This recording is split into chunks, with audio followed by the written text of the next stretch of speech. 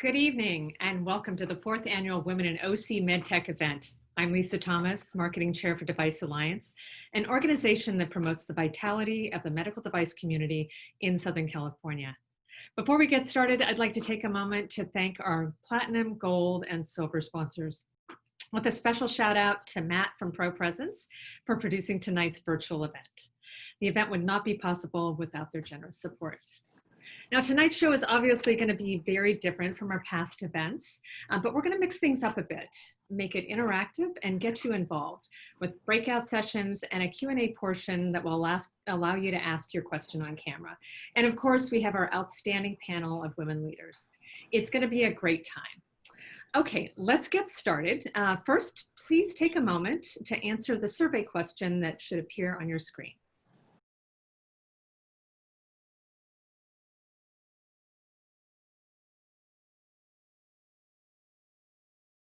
All right. It looks like, based on the poll, networking is the #1 choice, with the second is taking on new challenges and risks. And, you know, we have a thought-provoking discussion coming up that will both confirm and challenge your position, particularly with the new normal that we're living in. So with no further ado, it is my pleasure and honor to welcome our keynote speaker, Annette Walker, President of City of Hope, Orange County. Known as a visionary healthcare leader, Annette is building a comprehensive network of care and cancer campus on 11 acres, with the first center already open in Newport Beach. In her words, this will extend the City of Hope's ability to deliver pioneering research and life-saving treatment to Orange County. Named one of the 25 most influential women leaders in U.S. healthcare by Modern Health magazine, Annette firmly believes in bringing the City of Hope's world-class, highly specialized care to Orange County. It is the most important chapter in her impactful career, she says.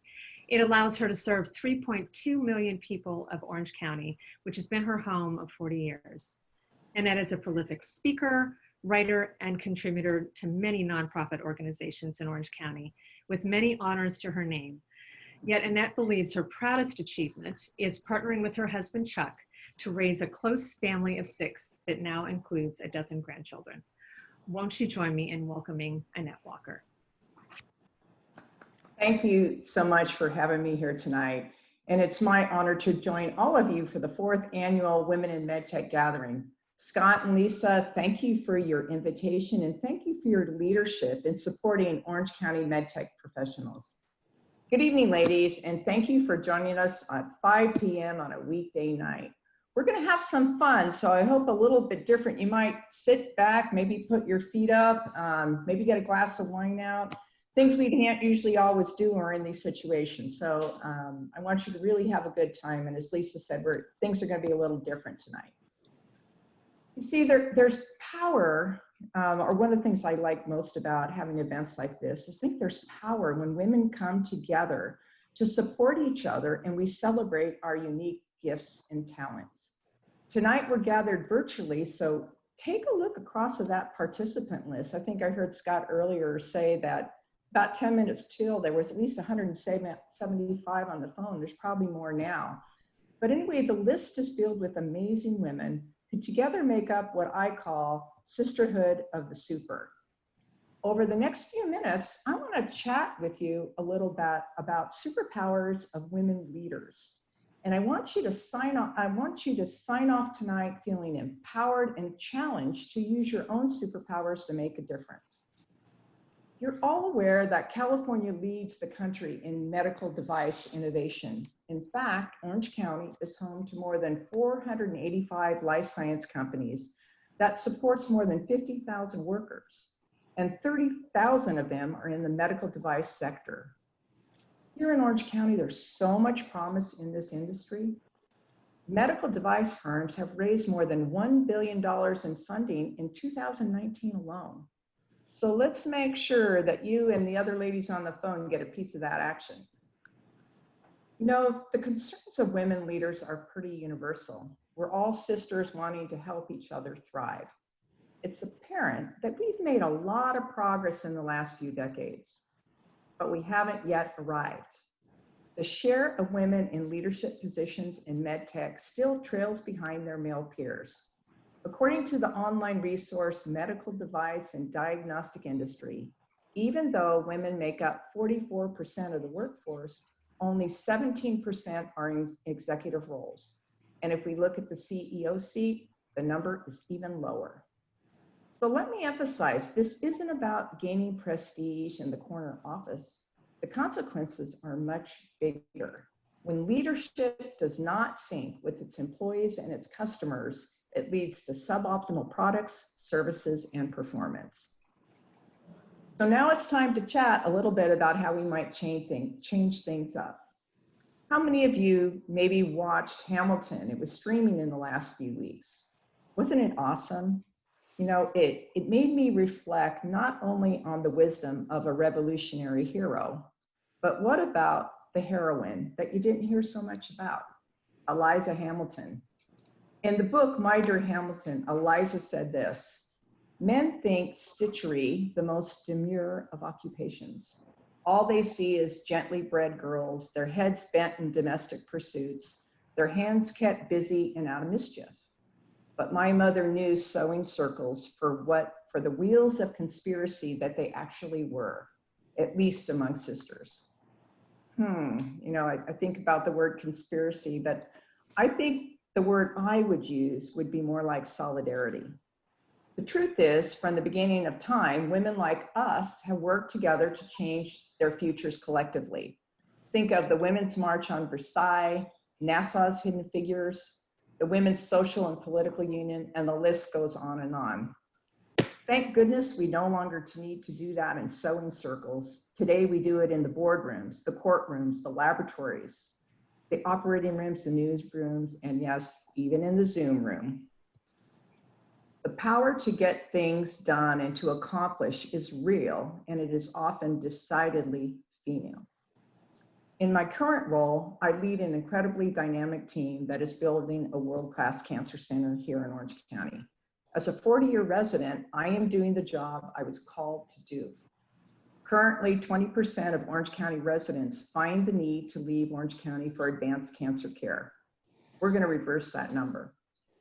The secret for all of us is finding our calling, finding purposeful work that inspires us and drives us to performance at every stage of our careers.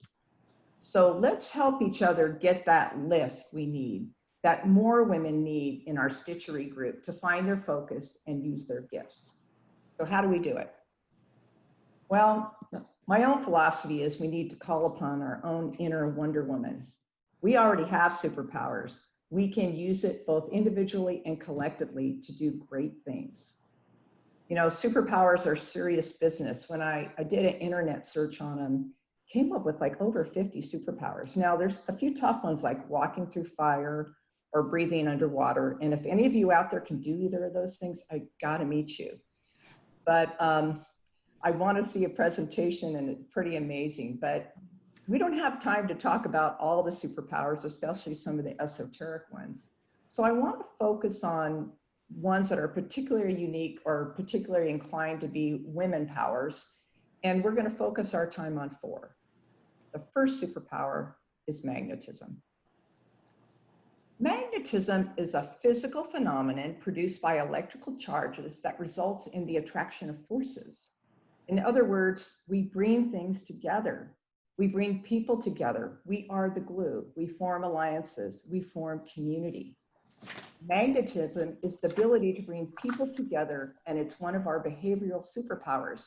And don't let anyone or anybody tell you that this is not a talent. Here are a few examples from your own industry. Have you heard of Carolyn Urena, Jillian Henker, and Katie Kirsch? They teamed up to form Sisu Global Health, a medical device company changing the way blood products are cleaned and filtered. Anya Roy and Chantel Bell created Sinora Women, a less invasive test that can be used to identify STDs, endometriosis, and cervical cancers. Ann Osdroy, Miriam Gasperment founded AlbaCare, which provides new fertility solutions for women with polycystic ovary syndrome. See, as women, we can draw upon our power of magnetism to bring people, minds, and ideas together to solve some of the world's greatest problems. We can do this, and we can do it even better when we listen, strategize, and we work together. The second superpower is the power of personalization.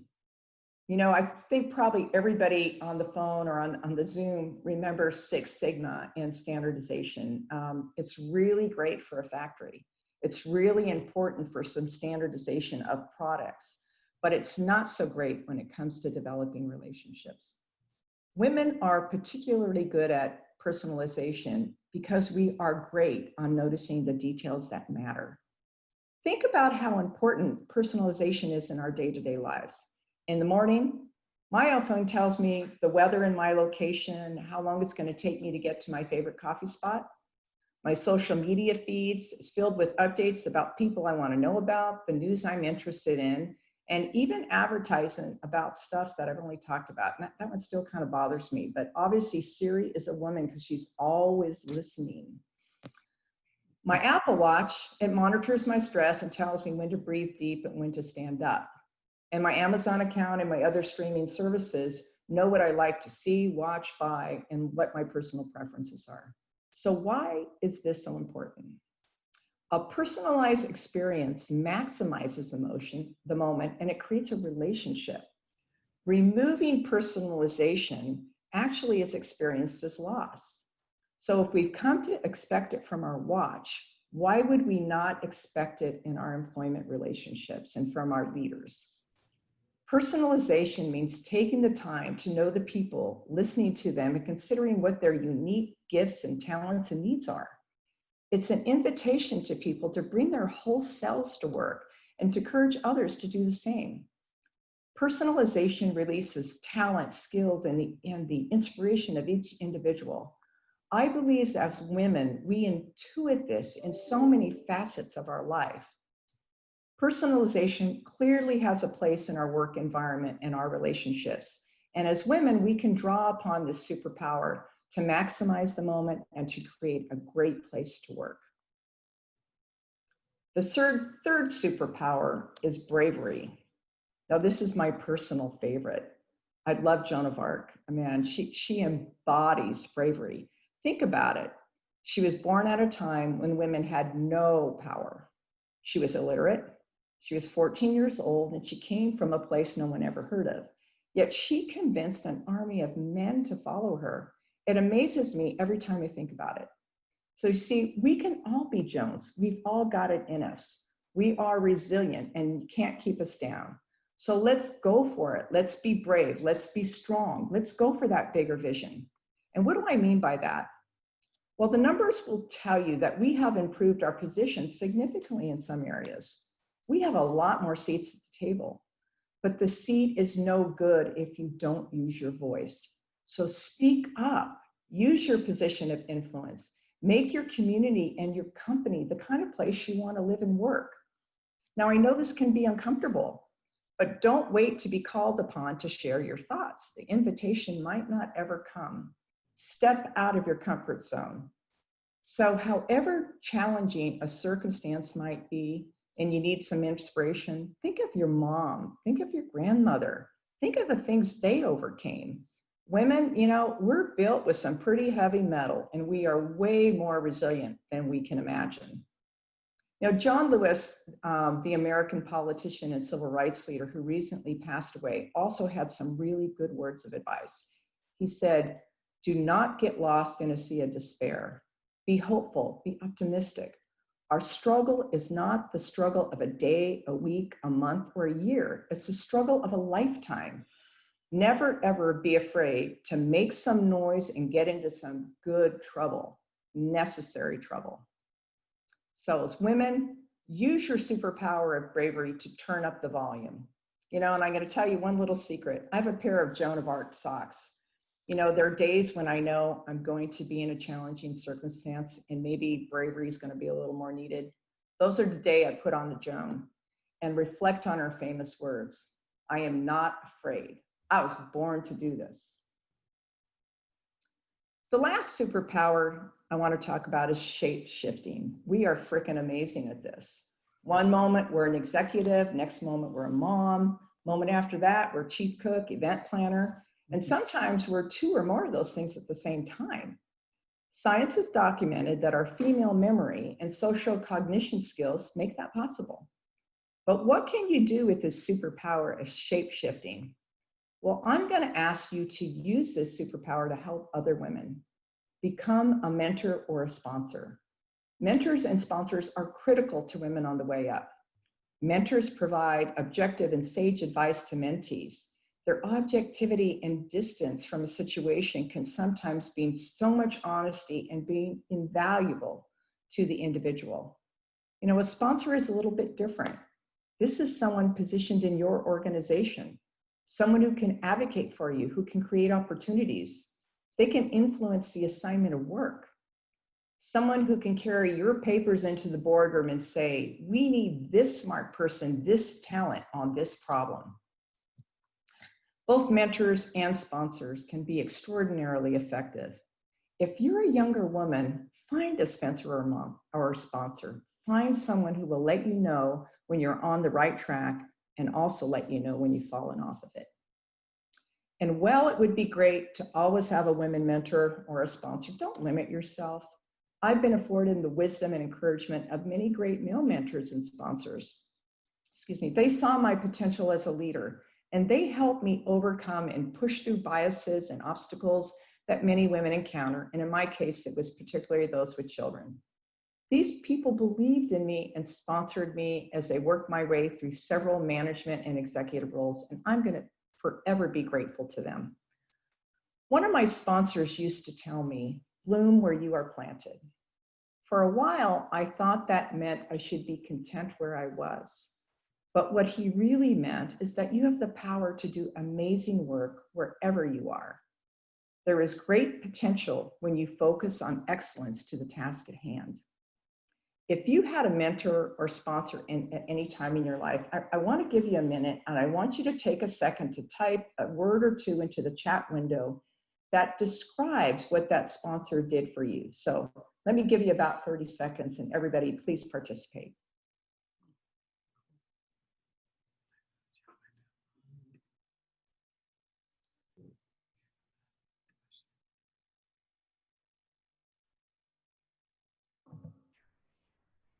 I can see that many of you have experienced a sponsor or a mentor or a sponsor. You've been one yourself.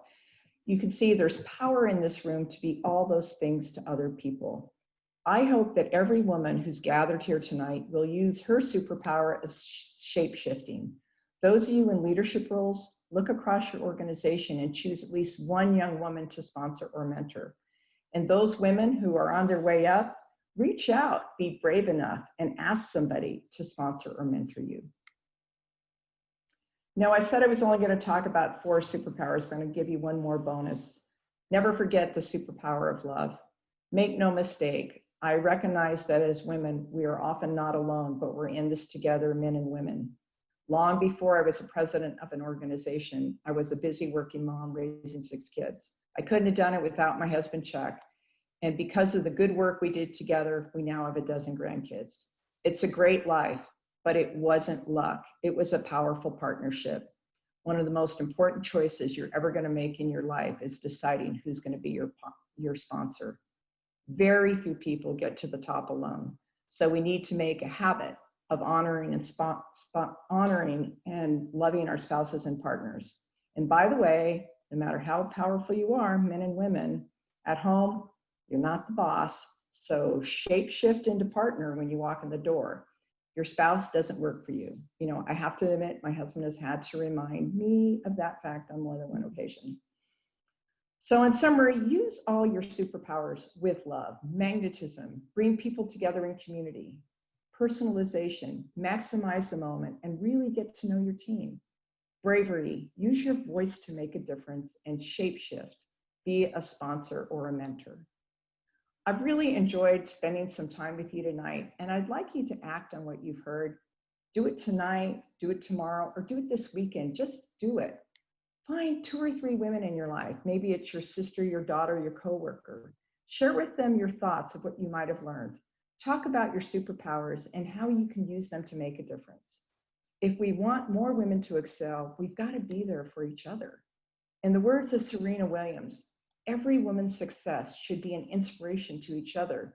We are strongest when we cheer each other on. Let's just show the world how strong we can be.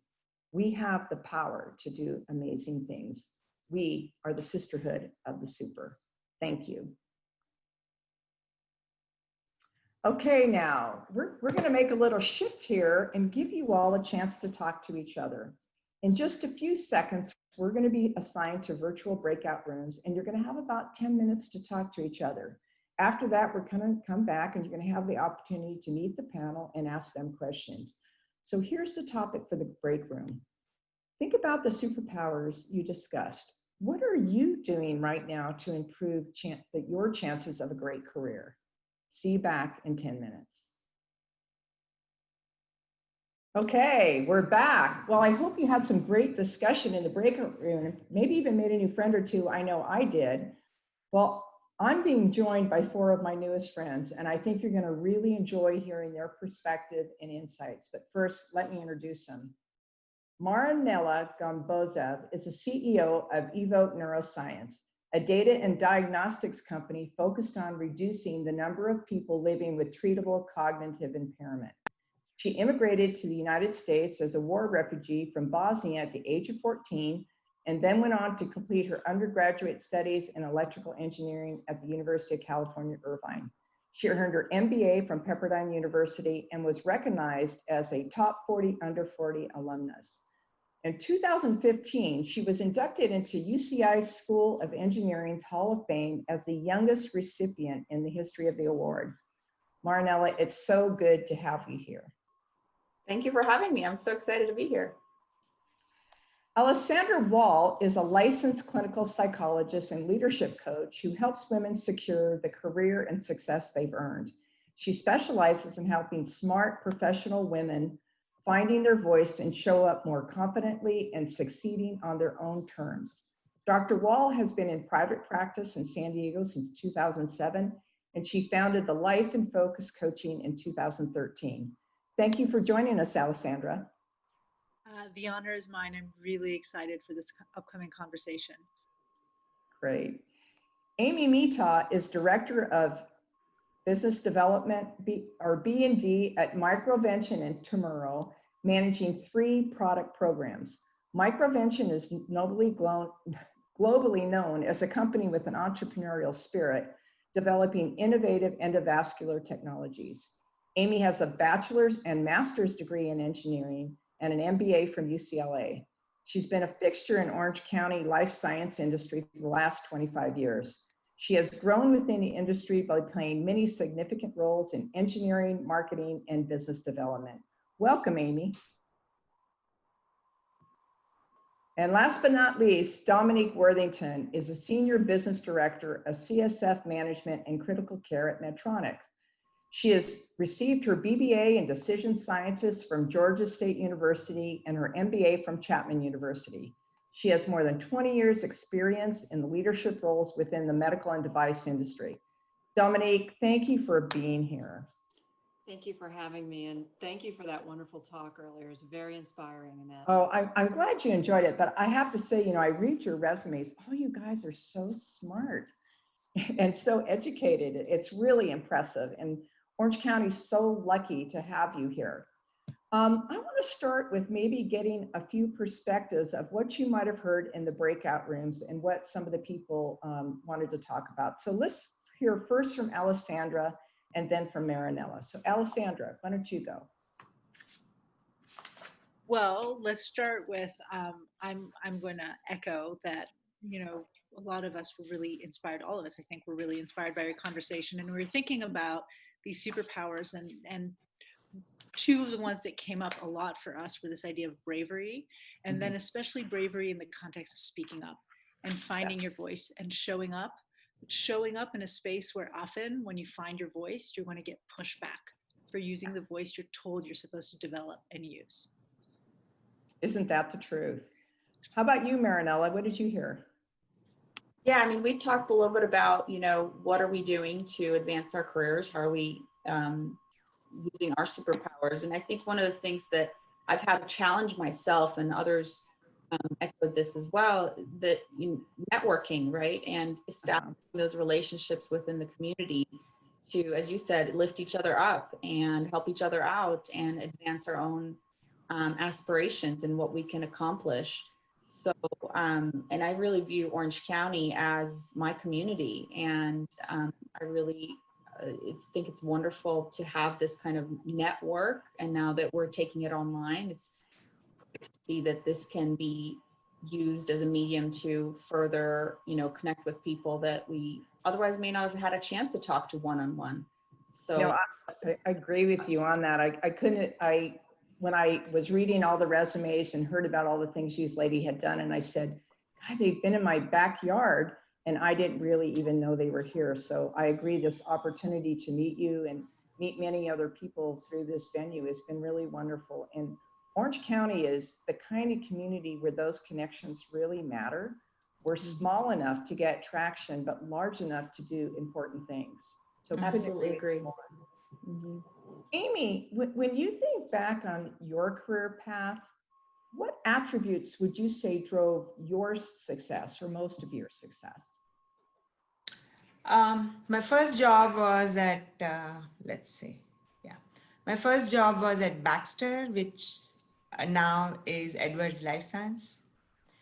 And that was in 90s, and Edwards was going through a lot of re-engineering and restructuring. And every time there was a restructuring, I got a little more to do, a lot more responsibility. Mm-hmm. And I never really said no. I said, I will learn new things. Yeah, I can't, are you done or did the computer freeze? Okay. Yeah, it sounds like Amy froze there for a minute, but I think Amy said something extremely important, and the other ladies, when you have an opportunity to speak, you might comment on this. I would say a similar thing, that I never said no to an opportunity to learn something new. It's not always convenient, but it always pays off when you're willing to take on something that you haven't done before, or an additional responsibility. So I think her comments were really, really important. Dominique, what were the most important skills and aptitudes you had to develop as a leader, and why did you think they were so critical? Go back to that previous conversation though, and then I'll answer this one.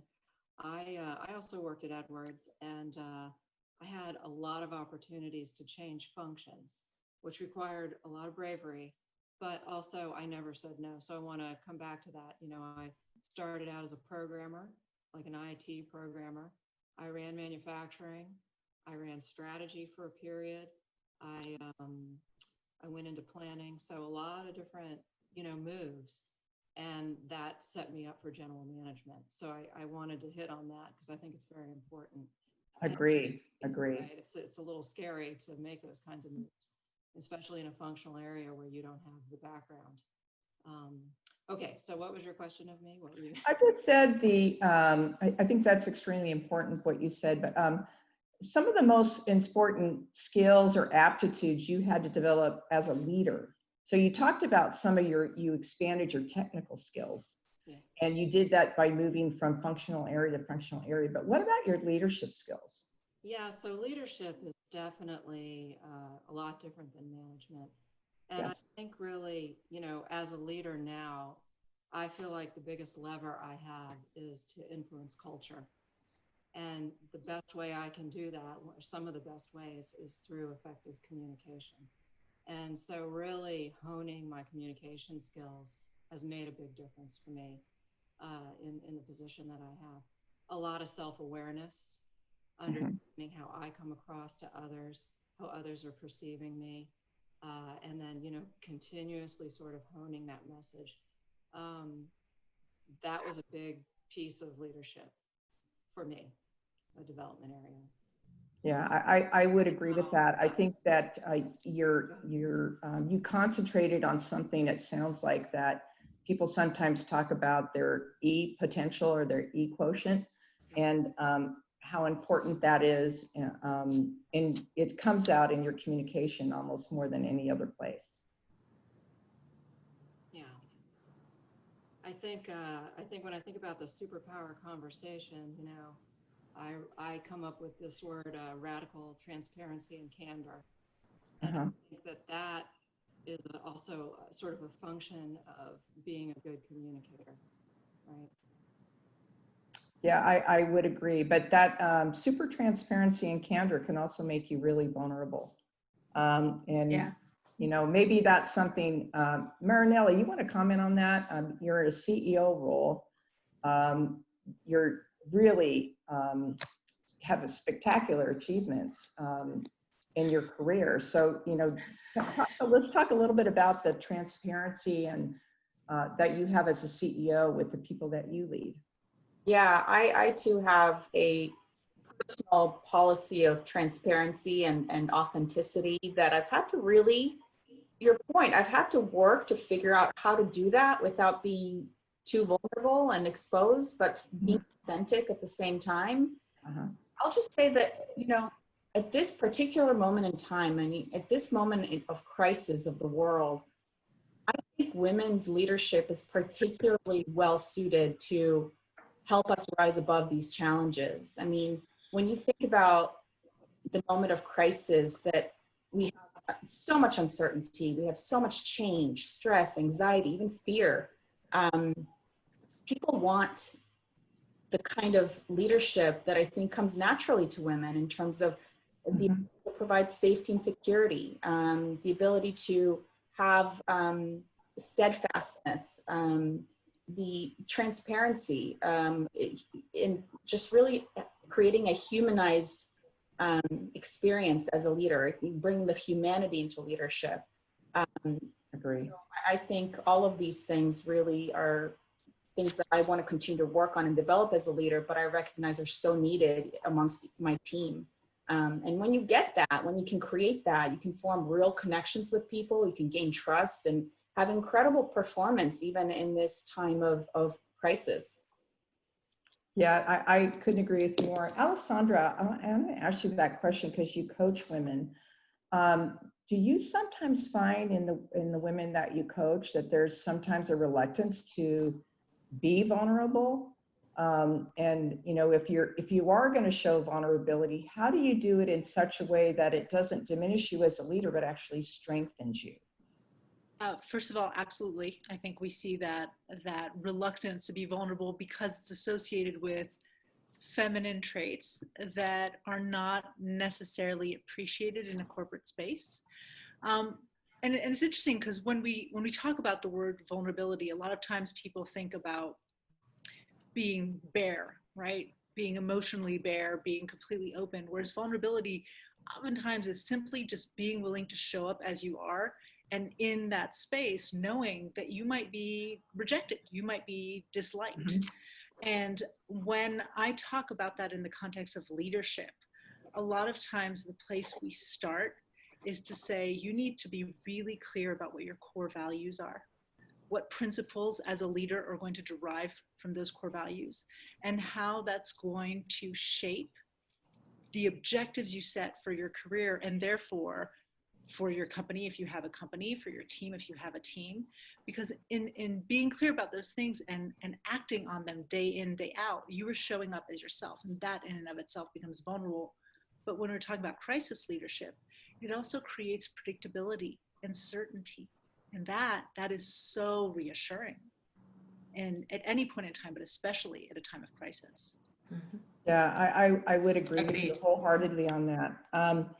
You know, I'm going to go back to Dominique for a minute because this topic has come up a couple times about authenticity, and you know, moving on that as to why is it seems to me something that I might hear more about at this conference than I might hear about at a mixed gender conference, about the importance of authenticity and maybe why.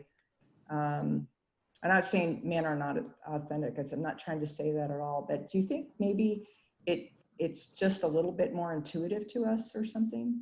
You want to comment on how you think it is and how important you think it is in a leadership capacity?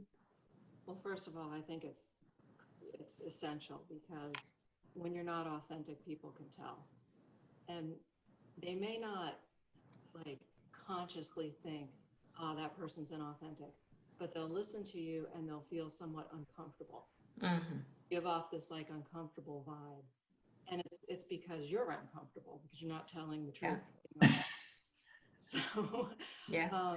I think women, somewhat are a little more demonstrative maybe and more expressive. I'd like to share a story actually. Sure. A month ago had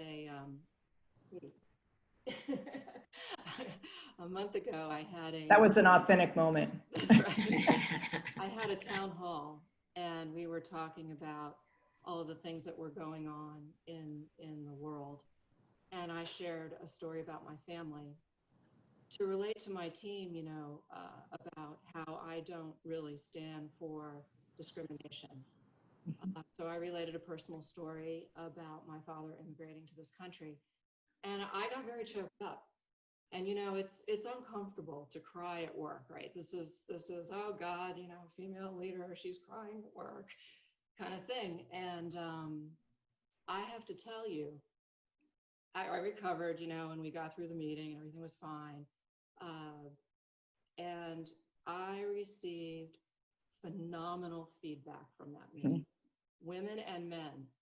A male colleague of mine wrote me and said, oh my gosh, I understand, I was crying too. People sent me their personal stories that were similar. I learned a lot about my organization, about them personally that I never knew before. So it's risky to get out there and be that authentic. It's a little uncomfortable, but it pays dividends. I totally agree with you. And I'm sure this experience probably endeared you to your workforce because they saw you being very much like them. I think my breakout group, we had this conversation a little bit about when you look at women who are really accomplished or any leader who's really accomplished, you see the top of their career. And I'll use an iceberg as an example. You see the top and you think, oh God, it must have been great. They had a lot of good breaks. But below the waterline, all the things like you're talking about happen. The maybe relationship issues, maybe financial issues, maybe discouragement, maybe disappointments. But persistence through those things rose to the top. Amy, when you look at your career, can you think of a time where you maybe had a discouraging situation that we were able to reverse and turn into an opportunity?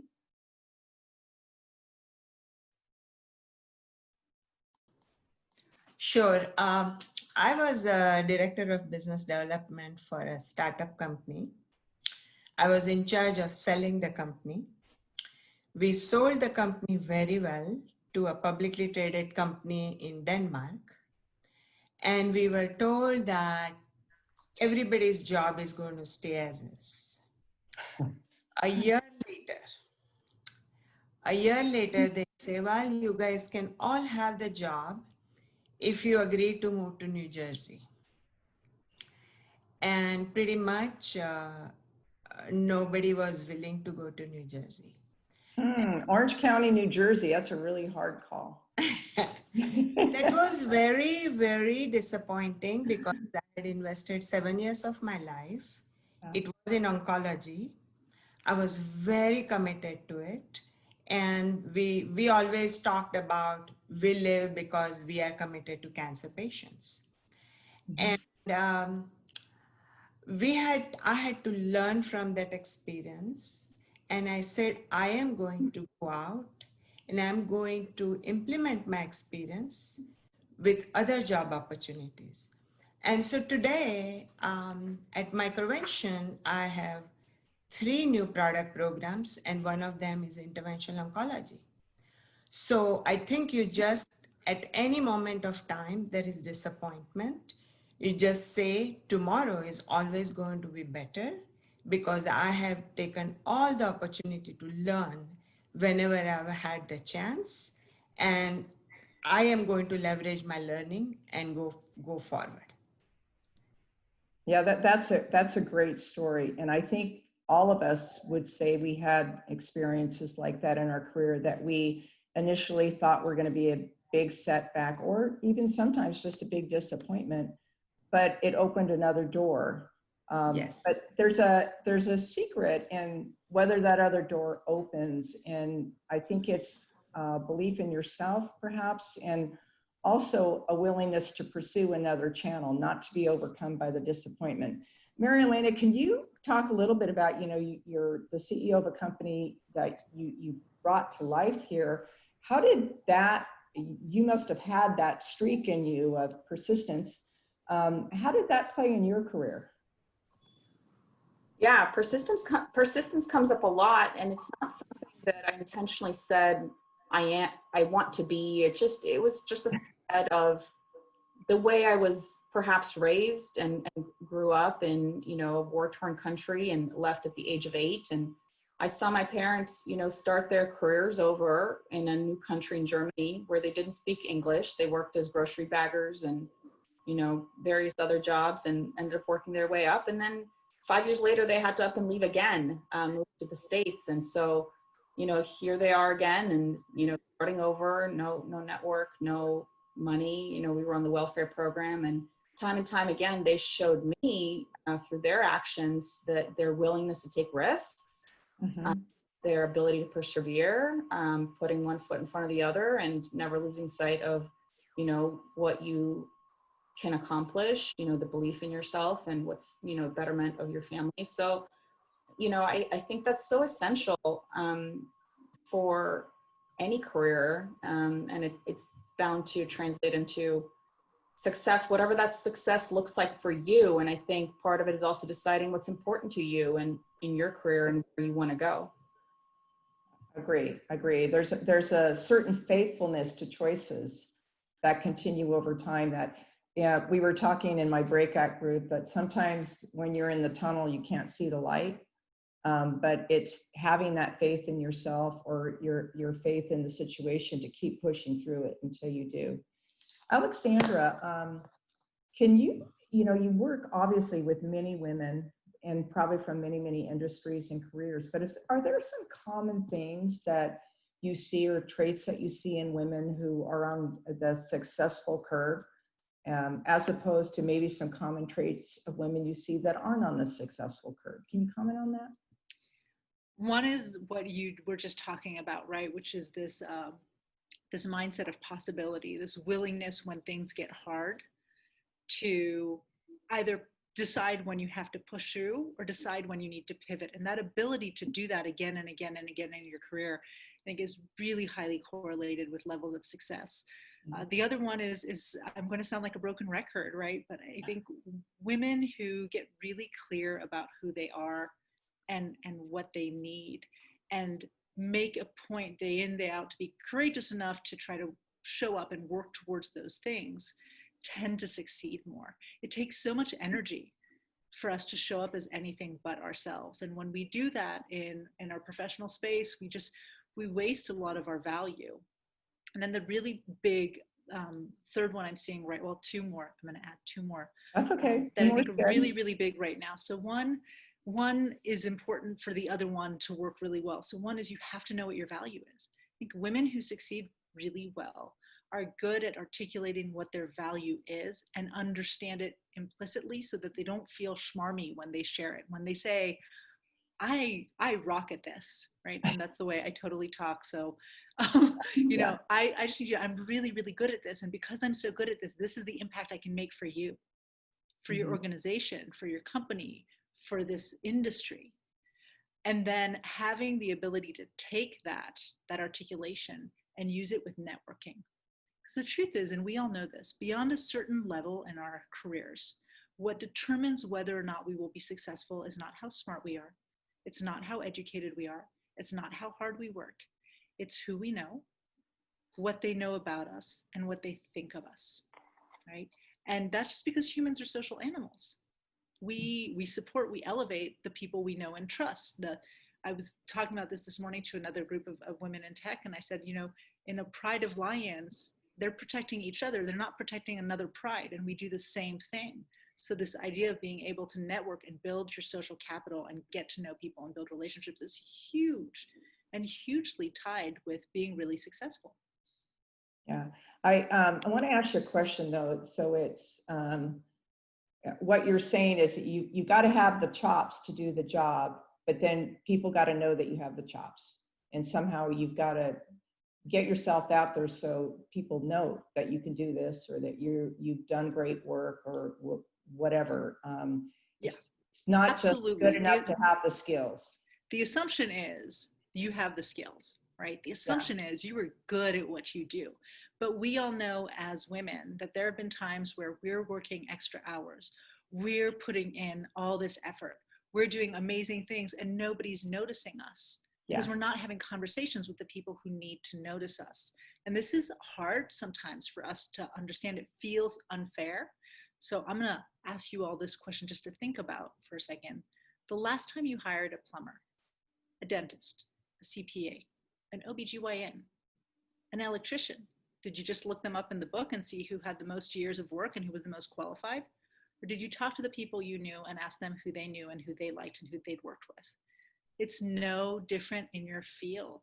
People are going to choose people who are recommended, right? That trust is so essential. Assuming that person is doing their job well, assuming that person is very qualified. That is one of the best, I want to say, metaphors for explaining to women why it's so important that they do network. Marinela, I'm sorry, Marinela. No worries. Talk for a few minutes about how if you've been a woman and say you're mid-career and you want to start networking, how do you actually start? How do you get out the door? How do you start to build some confidence in that area? You know, this is a favorite topic of mine because I'm an engineer by background. And so networking did not, and frankly still does not, come naturally to me. Talking about myself and my rock star abilities that, you know, I've over time learned that I have and believe in is still not natural to me. So literally every time it takes a push, it takes effort. And it's different for men than for women. I think men to men connections are uniquely different than men to women to men or women to women connections. So I think recognizing how you can form a connection, and for me, what work for, first to answer your question, get out there is like, just do it, you know, like make a dedicated effort to find events like this. It's different now in the COVID world, and maybe this is more comfortable for you, but find what works for you and find organizations that you think could add value and you could add value to. So, and be consistent about it. So the other thing about networking is that it takes a long time to develop authentic relationships where people know you. I've been a member of various organizations for years and years before I thought, oh, wow, I really feel like I'm connected to this group. I show up and I know lots of people, and that takes time. So having the right expectations and treating it as another skill, treating it as another job. But what tends to work for me, forming authentic relationships, is talk about family, talk about, you know, your kids if you have them, you know, talk about something personal like vacation. And you know, that helps bring out the authenticity and the human connection in the context of who you are as a professional. Yeah, I think that's really good advice. I think too, you know, something you talked about is whether you volunteer at another organization or not for profits. It's a really good way to start knowing other leaders in the community. And don't always think that networking is within just your own industry. You'd be surprised how many people know other people. There's 6 degrees of separation or 7 degrees of separation in Orange County. I think it's like more like 2. You start going, gosh, I didn't realize that person knew that person, and they start talking about you. So I think there's a lot of different ways to get involved. And it could be, if you do have kids, your kids' PTA. Don't know who owns the company at the schools, you know, that your kids might be socializing with. So there's a lot of good ways to do it, but I think one thing you said I think is particularly important. it's not a quick payoff. This is something you start early, mid-career, and you just keep at it. And over time, the treasure starts to collect itself on the people who know you and the people that you know. It's also a great way to recruit people, because the benefits of you knowing aren't always for you to get a job. Sometimes it's to get the people you really want in your company. I want to make sure we have a few minutes for everybody to comment on the current situation we're in. I've been in leadership for a long time and never have faced a situation quite like this, that's as complex it is for managing a workforce and managing the needs of people at very different stages in life, from those who have kids at home and they're trying to do work with their kids at home, or the ones that are home alone, and particularly some of the women who may be bearing a little extra burden of some of this. And that's not true in all cases. I'm not meaning to imply it is, but sometimes it is the situation. So, maybe start with Amy. What is your company doing to try to meet the needs of the workforce in this weird time in history that we're at right now?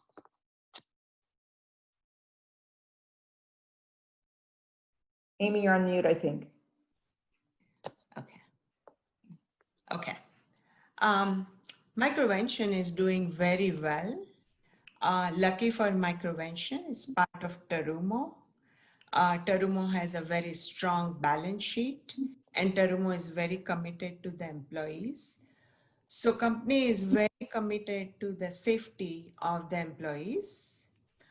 So they have a very good system for bringing partial number of employees back. They are making sure that nobody gets hurt financially, and they're outlining very bright future. One thing to remember is we are in a very tough situations, but there are 3,400 life science companies in California.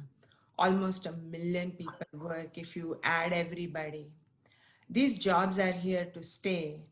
And if you really look at COVID as a challenge, who is actually going to get us out of there? We, life science professionals. That's So right.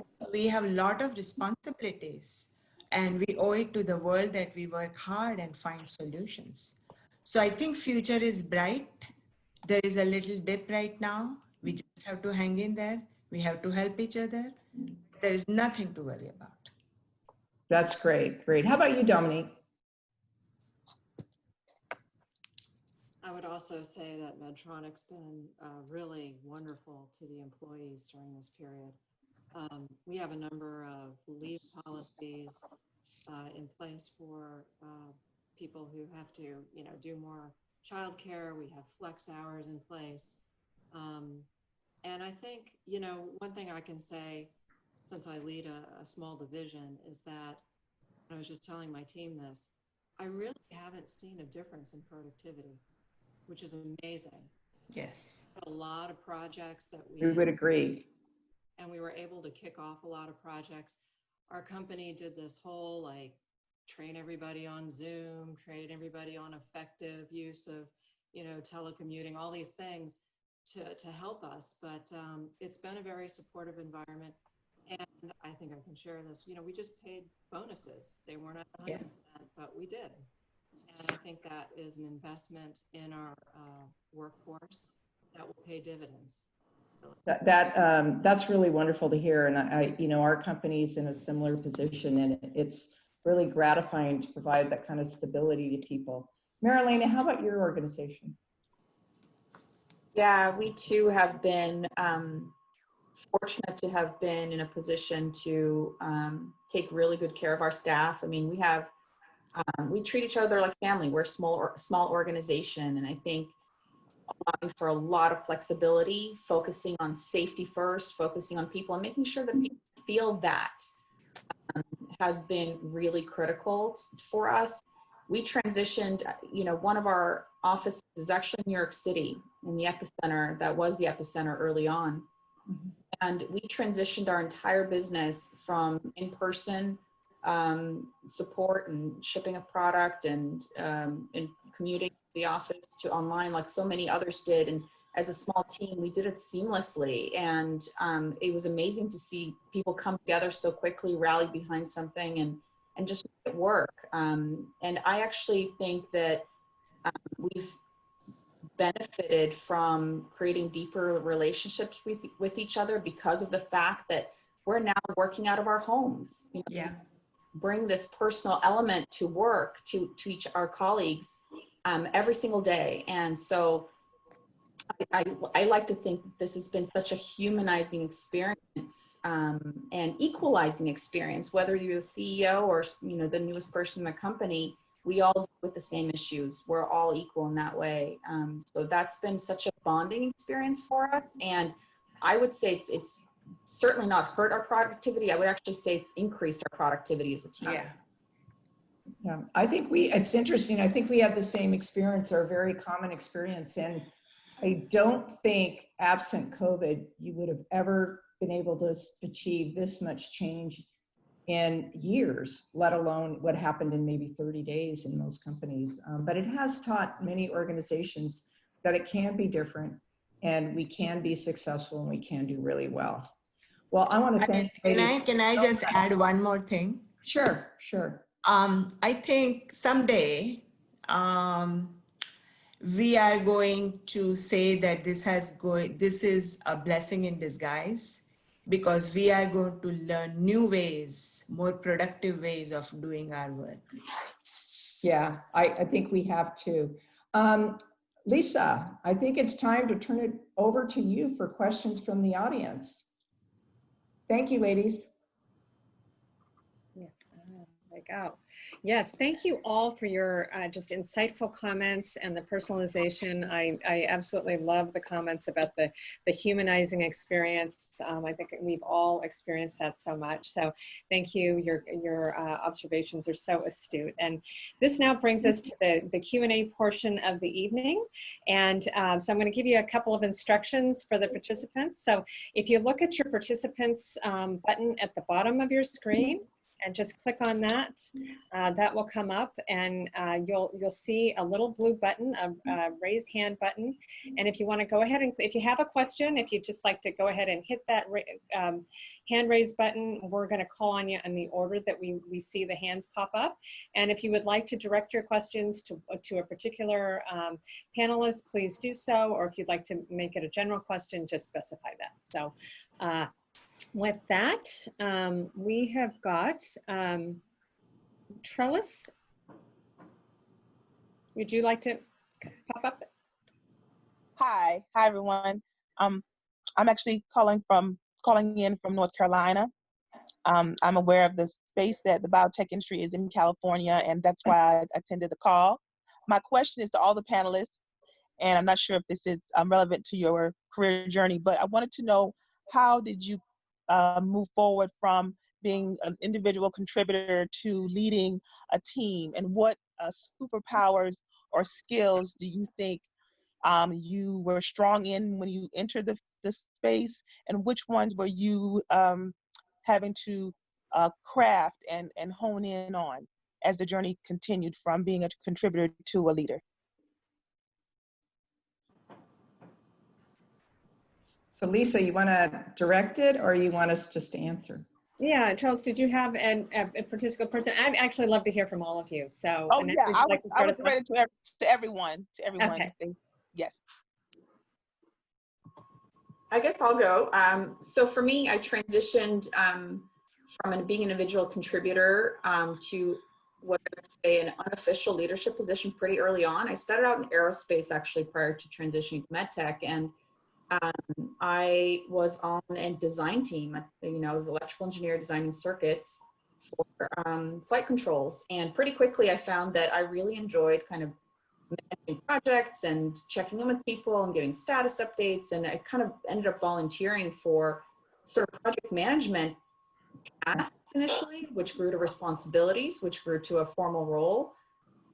And, you know, going into program management more formally and honing those skills, that was really not a, hey, I manage people as a, you know, directly, but indirectly. That taught me a lot. So that's how I started.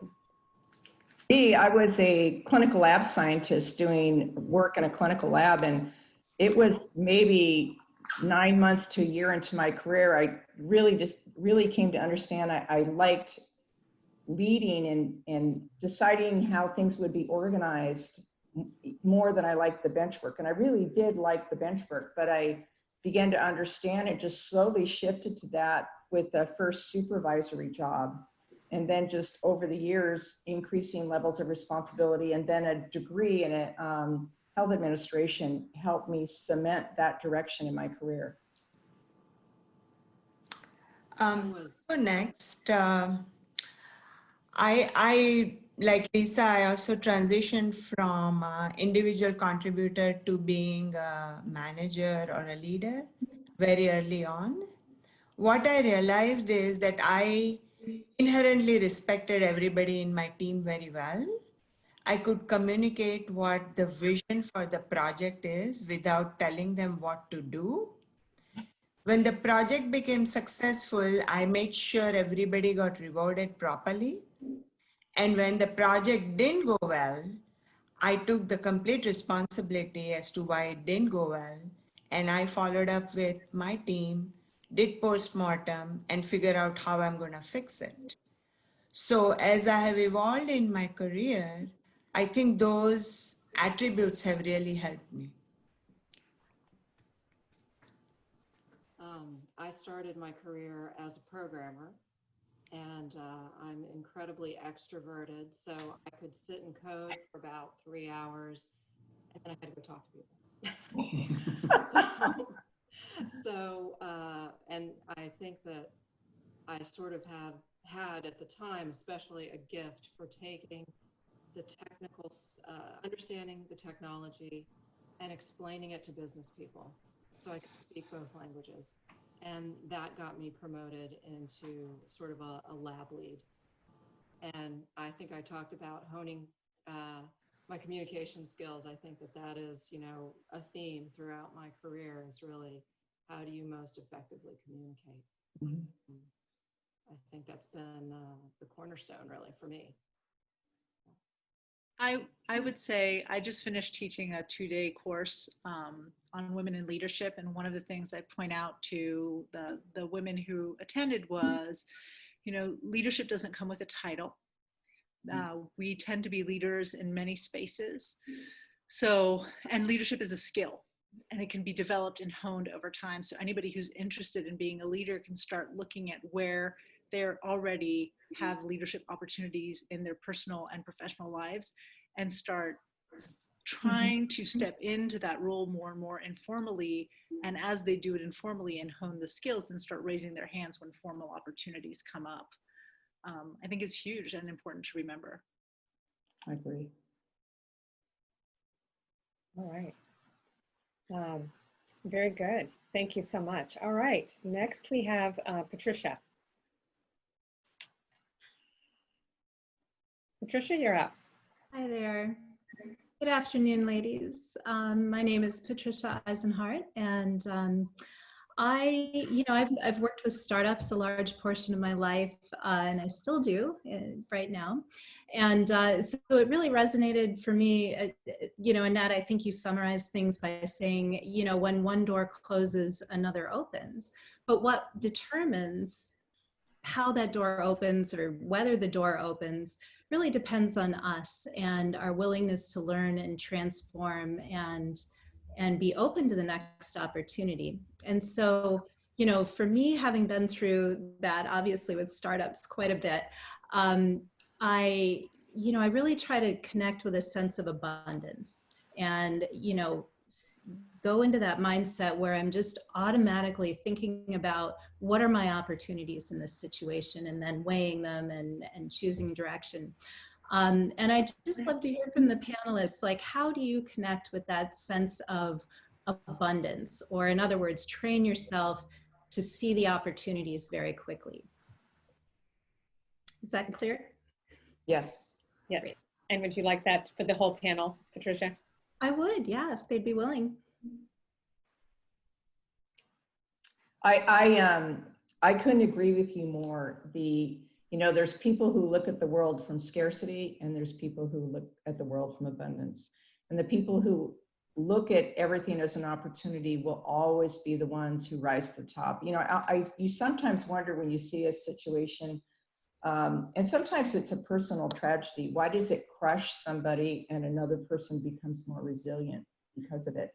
I think it's because of that inner feeling of both confidence. It's not just about the view of abundance, but it's something about an internal confidence that however hard this might be, I'm going to figure it out and I'm going to rise above it, and I'm going to be okay. So I think it's a little bit of both, but yes, I tend to think more positive people will tend to be the ones who rise up in adversity. I'm going to put my psychologist hat on for a second on this one. So there are two things, and one's a very simple thing. It's learning to use the word and instead of but. This happened, but this could have happened, but, and taking that but away and using the word and. This happened and opens the door for more possibilities. It's also great in conflict management, just so you know, because if you say but, you strike through the first clause that came before that but. So that's one of the things. And the other thing, you're talking about a growth mindset, right? That opportunity, that ability, even in the face of failure or something not working on, to go to tell yourself, what else is out there? Not, is there something else out there, right? Yeah. So just the wording of it, what else is out there, rather than is there something else out there? How we speak, how we think completely impacts how we feel and what we do. So it can be just as simple as using that verbiage internally. Remove the but. I like that. Would you like to go? I actually think you two nailed it. I don't have much to add. I personally think that we are so fortunate to be part of the industry that every day we go to work, we are making a difference in someone's lives.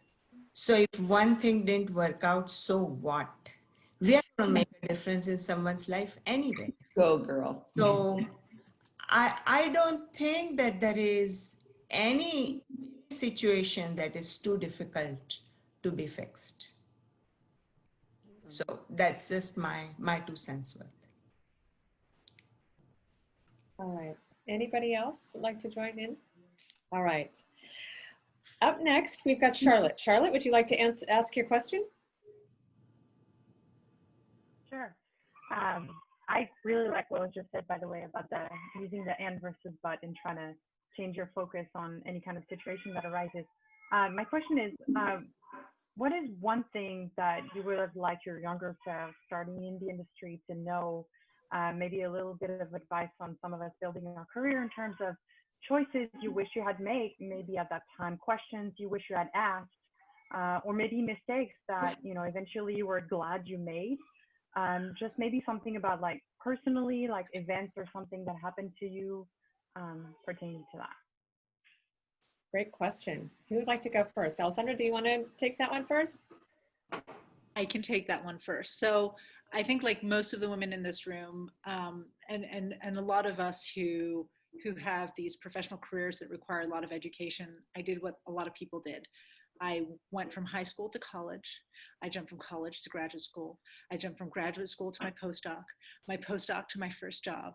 I set out a vision for myself really early on, and I achieved it probably by the time I was 31 or 32. So maybe I set my bar a little low, but it's what I'd seen in my mind. And I got to that point in my early 30s with 2 kids. I heard a baby in the background, right? No, that's good. This is part of your strengths. It's part of your superpower to be able to manage all of that. True. And I found myself really lost, because I also think that all of us in this space want to be challenged by what we do, and I wasn't challenged anymore.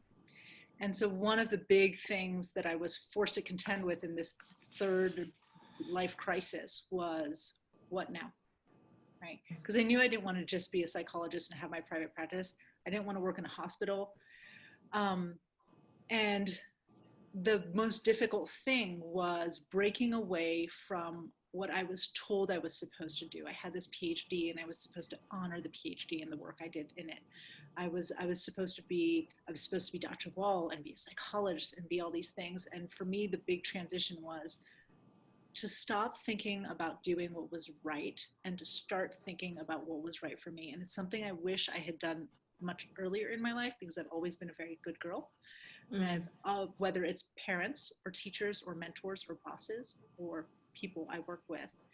So for me, that would be the biggest thing, right? Like I would tell my younger self, just stop once in a while and think about what's right for you, not just what the right thing is in terms of what everybody else says you should be doing.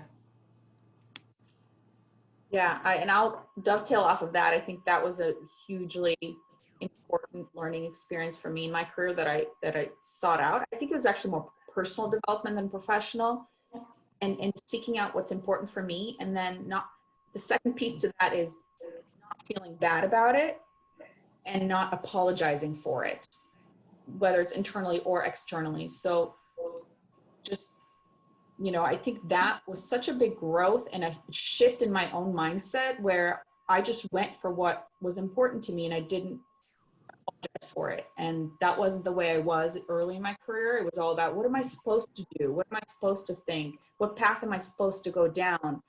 And once that changed, I think that opened up so many doors, and it gave me so much more joy and passion behind what I wanted to do.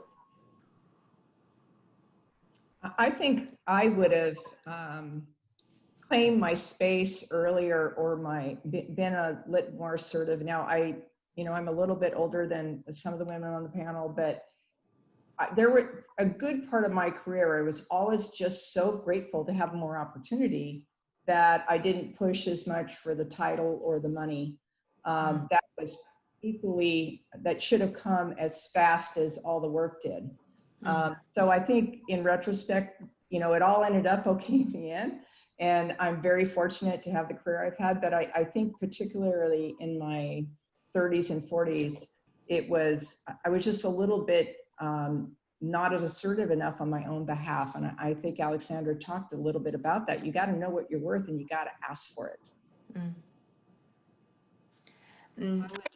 I grew up in India. Different answer. Do you want to go? Oh, you go ahead.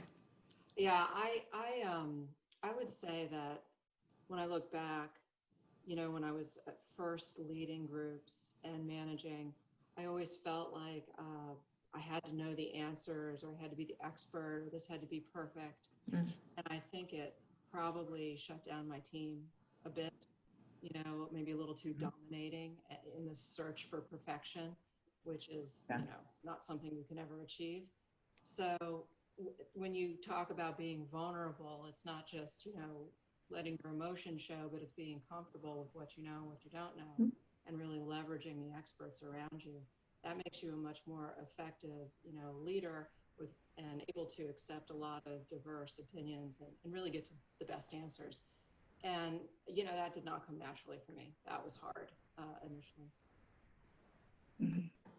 Yeah. Amy, do you want to take that one? Sure. I grew up in India, and in a reasonably warm. My dad was a doctor, very ambitious for all our girls, but we were still raised, and girls were supposed to obey, and good girls always listened. And so early on in my career, I think I always wanted to listen, and I wanted to obey. Even when I disagreed, I didn't speak up. And did I believe in myself? I think I did believe in myself, but there was so much conflict within myself. As I evolved, I gathered more confidence. I wish I had done it sooner than later. Yeah, that's a good one. Thank you. Thank you all. Speak to that for a moment. When you talk about confidence, my struggle to let go is also one of confidence. They're both confidence. It just shows up in different ways, right?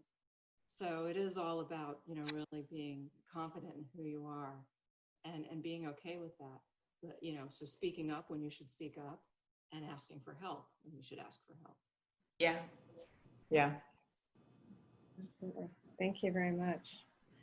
All right, up next we have Travis.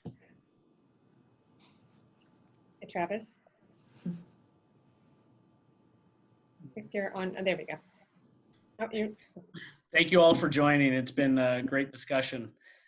So the question that I had for the panel is, there's a lot that's gone on this year. It's been a pretty turbulent year. So I'd be curious to learn, as a result of these things that we've experienced, have you had to change your leadership style? And then if so, what came as a result of that? Excellent question. Who would like to take that first? Annette, can you take? Yeah, I wouldn't say I changed my style, but I went in deeper on certain aspects of it, particularly the caring and reaching out and trying to stay in touch with people. You know, we had a interesting thing. One of my my chief of staff got COVID, and it was the very beginning when it scared everybody to death. He actually got very sick, and it scared the whole team because we had all been working with him, and we were worried about him, and we were worried about adjusting. We were worried about infecting our families, and it made me really have to step back for a minute and make sure. It's kind of like when you talk about first order needs and second order needs, is that the work wasn't the first order need for a time period there. It was that people were okay and they felt okay and they could get through this. And, you know, thankfully he got well and he survived and he recovered. And but it bound us as a team. And I think it's maybe a little bit similar to Dominique's experience of sharing herself. It was a time where I had to be more vulnerable personally, and I had to accept more vulnerability from other people than I normally would have. I wasn't uncomfortable doing it, but I was definitely, it was just what had to be done. Yeah. And any of the other panelists like to take that one? People are just scared right now, and they need the reassurance that good things will come. And you need to believe it, and you need to communicate it as much as possible. Yes. People are just scared, yeah. Yeah, absolutely. My leadership team and I met every day at 7:30. Mm-hmm. That's what we did too. Yeah, and it was, at first it was kind of drudgery, right? But we started to look forward to it. It actually has turned into a very good practice. I can't say we've held that cadence. It's not quite as much. And I started doing town halls once a month, which is a big commitment, Mm-hmm. you know, to keep it fresh. And I think people really need the contact, you know, it's kept us going. And I love it because I mentioned I'm extroverted. I miss my team. Yeah. You know, I really do. And Yeah. so seeing them, we turn our cameras on so we can see each other. It's important. Yeah. Agree. For me, I think I would echo Annette's comments on, you know, it hasn't really changed my style, but it's made me dig deeper into certain areas and focus on people first. And that just came very intuitively. It's just what I think how many of us respond in a time of crisis. But also, I mean, we did things like, you know, in our Slack, we set up a coping channel. We said, hey, you know, how is everybody coping? Let's keep the communications going. Let's keep the contact going as much as possible. The good, bad, and the ugly, you know, it doesn't matter. Just let's keep it going. That was a really good outlet for people, I think, and a good connect. I'm a small company, super small brand, and anybody who follows me knows I'm pretty vocal about the issues that are important to me. Most of the time I'm talking about issues that relate to women. So I would say when we're talking about the unrest we're facing right now, for me, the biggest change actually came more when we're looking at discrimination and the racial issues that we faced, and in how I'm deciding and wanting to show up in my professional space as a professional and as a brand for the things that I value, right? And I think that's something a lot of leaders have had to decide whether or not they want to do. Do I want to look neutral? Do I want to just do check boxes and look good? Or am I actually going to show up and represent not just myself personally, but my business, and make sure that my beliefs, my views, all of those things are clear? That's a shift that I've taken to a certain extent, because as I say, I was already doing it before, but I've seen a lot of leaders have to do right now, which is good, right? So you know what companies and what individuals stand for. Agree. Those are wonderful practical steps. Thank you so much for sharing. All right, next up, we've got Emily. Emily, would you like to jump on and ask your question? Hi, yes. My question is, for myself or someone that's kind of new to networking and just starting out, do you have any advice for how to build upon these relationships, and how do you approach the subject of talking about your own individual skills and your own individual experiences? Marinela, would you like to take that one first? Sure. I think repeating what I said before, it takes a long time. It takes multiple encounters with different people over time. Sometimes it's showing up with a colleague and, leveraging kind of the partnership approach. Like, I have a joke. I have a friend in the industry that some of you guys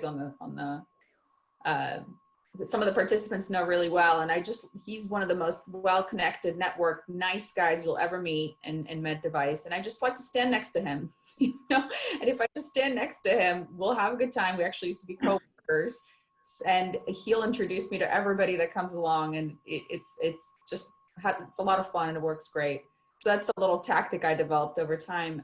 But, in terms of talking about yourself, like one little tidbit could be like, hey, what brings you here? Why are you here? And asking them the question, and then you'll have an opportunity to kind of say, hey, the reason I'm here is because I'm looking to hire such and such, or I'm looking for a transition in my career, or whatever the case may be. Yeah, good advice. Very early on in my career, it's very scary to go networking. You assume that you went to college, you got the grades, you have the knowledge, people will come to you, but it just doesn't work that way. So I used to network with a very simple goal that I want to meet two worthwhile and two interesting people who will be willing to take my call and have 5 or 10 minute more conversation with me, or exchange emails and introduce me to one person that they know, and I can build my career forward. So I think if you have just a simple aspiration and you just want to get to know them, you just want to expand your understanding of the industry and the jobs, then you won't be disappointed either. Kind of to piggyback on that question, have any of you changed the way that you network, or found networking techniques that have worked during our virtual world right now, and not being able to see people? When this happened, I cried. When COVID happened, I cried. I went to one of my friends and I started crying because I still practice clinically 2 days a week, and I don't take insurance. And my coaching and my speaking was building up. I functioned a lot in the diversity and inclusion space in San Diego, and was being invited to roundtables with D&I leaders from like big companies. And I remember crying and saying, I don't know if my business will survive this. And I got on LinkedIn. I'd like to remind people LinkedIn has 200 million users out there. And everybody is really hungry to make connections right now. And so I was doing it somewhat before, but I went in overdrive and just started connecting with people and saying, hey, how are you doing? What's going on? Do you want to have a 15-minute conversation? People are really eager to have conversations. Yeah. And you asked, how do I start talking about myself? I think one of the easiest ways of doing that is start asking people about them, because they'll want to throw the question back at you. I'd love to learn more about what you do. Yeah. I'd love to learn what made you, I love saying this, I say, what made you say yes to my request to speak with you? And I've spoken to hundreds of people in the last 3 months. Scott was one of them, right? So it takes a little bit of guts. I'm an introvert. You can't tell because I look super comfortable around people, but I'm a social introvert. So it takes a lot of energy. But right now, LinkedIn is probably one of the easiest ways, and connecting, especially if you are introverted, connecting virtually makes everything so much easier. First it's email, first it's typing, then you meet once you have like some modicum of a connection with someone. Agreed. Great. Spoken like an introvert. You know, I think it's actually really important to kind of be realistic about pacing yourself on this. If you're young and you don't have family responsibilities, it can be a lot easier for you to do some of this, reach out and spend some time with it. If you have, you know, if you're working and you're tied to your Zoom all day, and then you have family to take care of, you have less time to do it. So I think, you know, I think Marinela said it very early on. This is a long game. This is not a game that has to be won in a month. This is a game that you're going to grow for years, and you're going to build on that. So be realistic. I think it's more important to be consistent and pace yourself than it is to worry that I've got to get, you know, I got to talk to 100 people this week. You got to put it in light of what all your responsibilities are and what your priorities are, so that you don't burn yourself out and get disappointed, because the payback is long-term also on some of these relationships. It's more that you continue a relationship. Relationships are what it's all about. So pace yourself and be patient with the results. And know, and exactly right, and know what what the point of it is. And if you know what the point of it is, then you can go into it and not burn yourself out. I was totally burnt out at one point during this COVID thing, not burn yourself out. And remember, it's not about making connections, although we talk about making connections. Ultimately, it is exactly what Annette and Marinela were saying. It's about building relationships. That takes a lot of touches, and it can take months, but it will pay off for years to meet amazing people. Yeah. I'd like to just add one little piece to this, and that is, don't dismiss or forget your former colleagues and classmates, because you change. Yeah. You need to kind of like circle back around.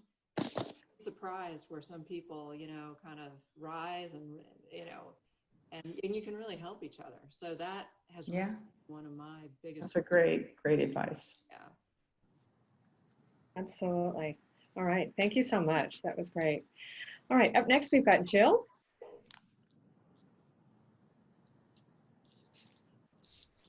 Hi, Jill. Jill, you're up. Oh. Hi there. Oh, I think you're on mute. Okay. All right. There we go.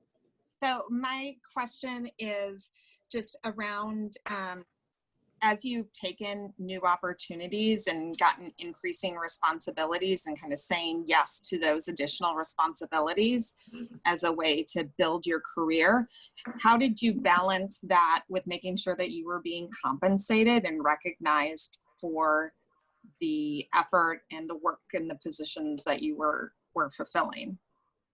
All right. And that question's for everybody or anyone who has experience in that. All right. Dominique, do you want to take that one up first? Well, I have a great story about this. It's a long story, so maybe I won't share the story, but I'm going to tell you this. Men always ask for more money. Always. Absolutely. Women don't. I mean, I think in my career experience, managing hundreds of people, almost every time the man will ask for money. Almost never will a woman. Men will come back and they will say, oh, I was expecting a little more, you know, or is this the best you can do? And women, they're like grateful. Oh, thank you. You know, don't do that. So, and you should ask, and managers can do more for you, you know. So this was a lesson I learned the hard way myself. Which has I would endorse that too. And my own experience was, and I told you I wasn't very good at it early in my career. And, you know, I think even sometimes they said, oh my gosh, how could she do this job? She has all these kids. I truly believe if I had been a man, they would have said, God, with all those kids, she needs more money. And I don't think that's a stretch. So you need to be your own first advocate. And the worst thing is they can say no. That's what you gotta always understand when you take a risk. What's the worst thing that can happen? Usually it's not bad. Jill, thank you for bringing this up. This is such an important topic, and it is persistent. It is persistent every step of our careers.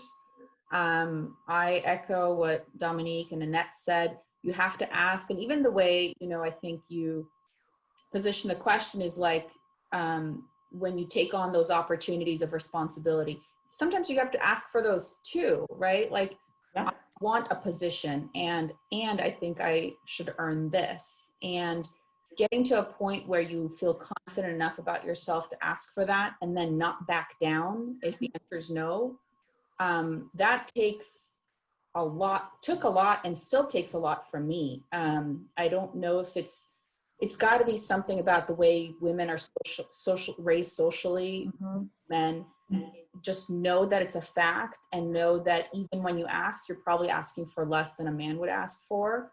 And it's not a knock on men. It's just, you know, we need to just have a lot of self-talk to ourselves all the time to ask. And whether it's we're raising money for our company, or we think we earned a bonus, or, you know, think something's not fair, it's just ask, and don't back down. Even if you have your heels in, which also doesn't feel comfortable for a lot of women, right? You don't want to create conflict or be perceived as a problem. So sometimes it takes that, unfortunately. Agree. Thank you. When I was with a startup, and I think it's a good idea to do your own research to understand what you deserve to make. That's number one. I had learned what I deserved to make, and I was not making. I asked for it. And my boss said, well, I'll agree you deserve it, but, you know, I really don't, I cannot afford it. Went out and got another offer, and I told him that I have to leave. I said, you know, my children's future is at stake. And somehow or the other, he found the money offer. So, you know, things happen, and you just have to kind of stay to your truth. If you believe in yourself, you've done your research, I think you will make the money you deserve. Great point. Alessandra, would you like to jump in on that as well? I've worked for myself for all but 2 years of my career. So you ladies know and have applied in real life what I teach theoretically. I think they've said it beautifully. You have to research the market. You have to know what you're worth. You have to have the courage, right? So courage doesn't mean you're fearless. It doesn't mean you're not scared. When you go and ask for that, it doesn't mean it's not uncomfortable.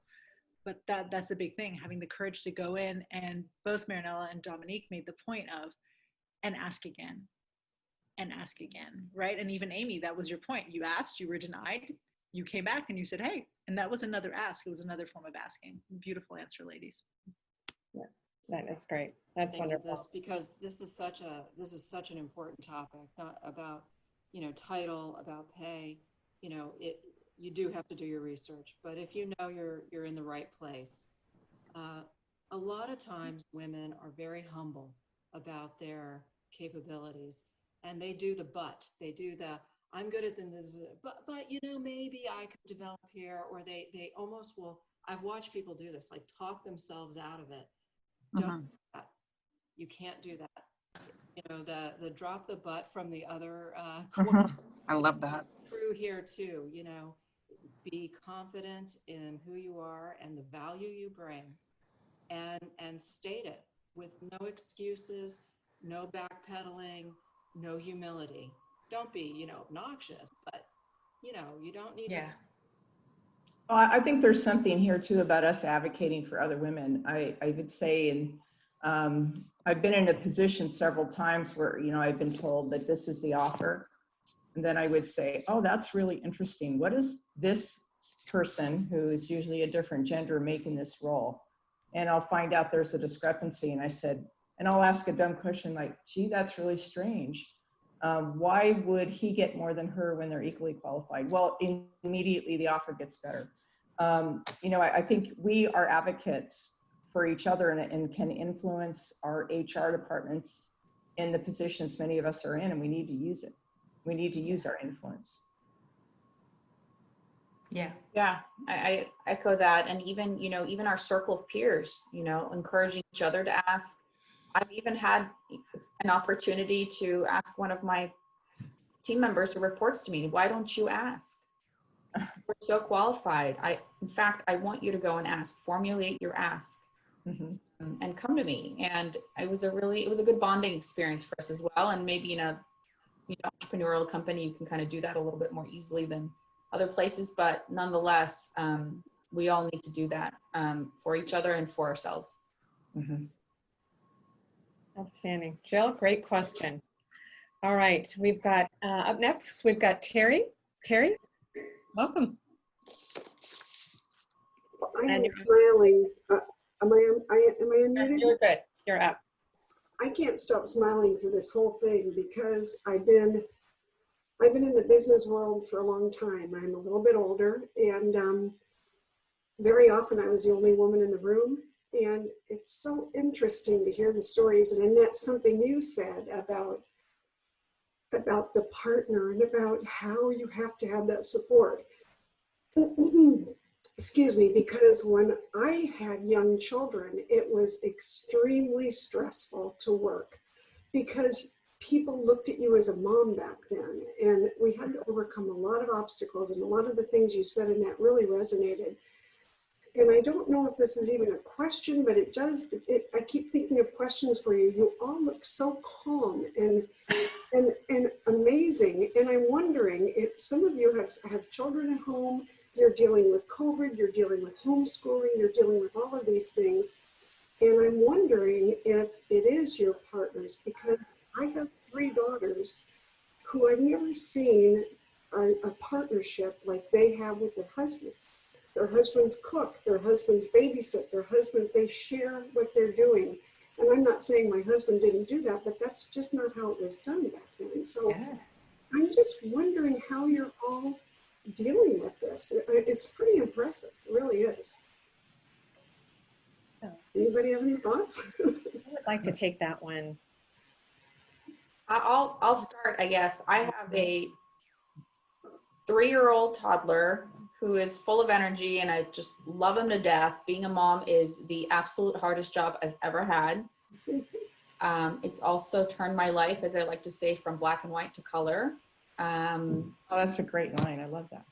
It didn't come from me, but I will always say, because it's so beautiful and so true. And I do have an incredible husband. That wasn't always the case. My first partner was not supportive of me, was not that he was a bad man. It just, we didn't align in our visions for our life. And looking back on it now, I don't think he would have been a supportive partner for me in the career that I wanted to have. So I'm really glad that I found somebody who supports me, believes in me, and lets me be my best self. And I think that is hugely important. So choosing your partner wisely, trying to think through that, and using that gut if you're not quite sure. But I'll also say, like, in lieu of that, or in addition to that, even get help, like hire good help. And yes, it's a function of cost, but it can be so worth it. Do you want to spend 2 hours cleaning your toilets, or do you want to, invest in your career or read a book that's, helps you develop. Right now I have my husband and to have a nanny for him up there right now, because there's all sorts of havoc. So I would just say those two things: choose your partner and help if you can afford it. Yeah, I would. Go ahead, I'll go next. I was gonna say, I have a partner who wants to be supportive, right? I don't have Annette's partner, maybe not Marinella's right now. I have a partner who wants to be supportive, but really struggles with it sometimes, right? So talking about networking pre-COVID, when I was gone in the evenings, and I wasn't even doing networking like most women I know do it, where they're gone every night. Or saying, I'm not, even during COVID, hey, I'm not available for the next 7 hours, I'm teaching a course. They struggle with it, but they do their best. I have an amazing nanny. My boys right now are nearly 9 and 11. And the other piece, I think that's huge, and I wonder if it's true with Dominique too, I'm teaching my boys that what I do is important. And so I am teaching them at the same time to stay out of the way, or to respect that even though I'm home, we joke a lot right now. I'm like, I realize it's Monday and it's summer vacation for you, but it's just Monday for me. Right. And so the support doesn't just come from my spouse or from my amazing nanny, but it also comes from my children. And I've been educating them on this since they were probably maybe 4 or 5, Marinela, when they were a little older, and they could get like, mommy's working, even though I have 2 offices, a home office. So even when she's home, she's working, and what she does is important. Yeah, I think that's very wise, but I think an often overlooked asset is our children themselves.